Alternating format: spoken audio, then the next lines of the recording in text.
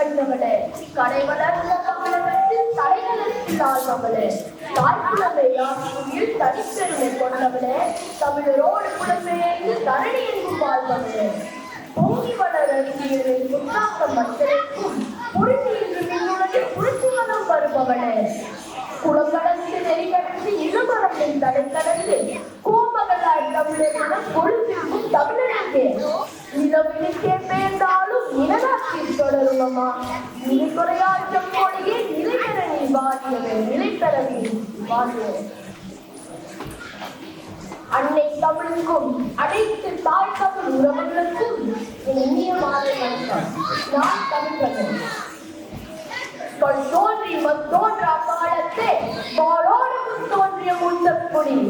ஆம், அந்த முந்தக்குடியின் முதன்மை அடையாளமே நம் தாய்மொழி தமிழ். அதுவே நம் அடையாளம்.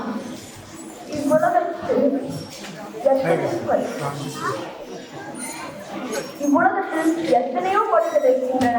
அவற்றுக்கெல்லாம் தனித்துவமான சிறப்புகளும் இருக்கின்றன. ஆற்றல் மிக்கது என்று ஆங்கில மொழியை சொல்கிறார்கள், வீரம் நிறைந்தது என்று ஸ்பானிய மொழியை சொல்கிறார்கள், இனிமையானது என்று இத்தாலிய மொழியை சொல்கிறார்கள், பழமையானது என்று சீன மொழியை சொல்கிறார்கள், ஓசையை மிக்கது என்று பாரசீக மொழியை சொல்கிறார்கள், மென்மையானது என்று கன்னட மொழியை சொல்கிறார்கள். ஆனால் அத்துடைய சிறப்புகளும் ஒரு சேர பெற்ற மொழி நம் தாய்மொழி தமிழ் ஒன்று.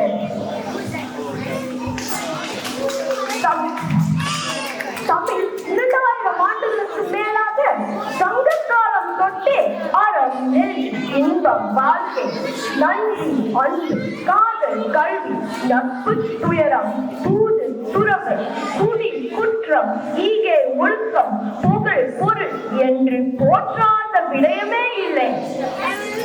அதனால்தான் யாவறிந்த மொழிகளிலே தமிழ் மொழி போல் இனிதாவது என்றும் காணோன் என்கிறான் பாரதி. தமிழுக்கும் அமுது என்று பேர், அந்த தமிழ் இன்பத் தமிழ் எங்கள் உயிருக்கு நேர் என்கிறான் பாரதிதாசன். கன்னடமும் தெலுங்கும் தமிழ் மலையாளமும் துளுவும் ஒரு உதிரத்தில் உதிர்த்தெழுந்ததே.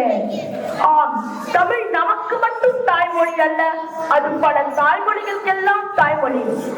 உலகில் பலர் தன் தாய்மொழியில் பேசிக் கொண்டிருக்கும் போது நாம் மட்டும் பல தாய்மொழிகளுக்கெல்லாம் தாய்மொழியான தமிழ் மொழியில் பேசிக் கொண்டிருக்கிறோம்.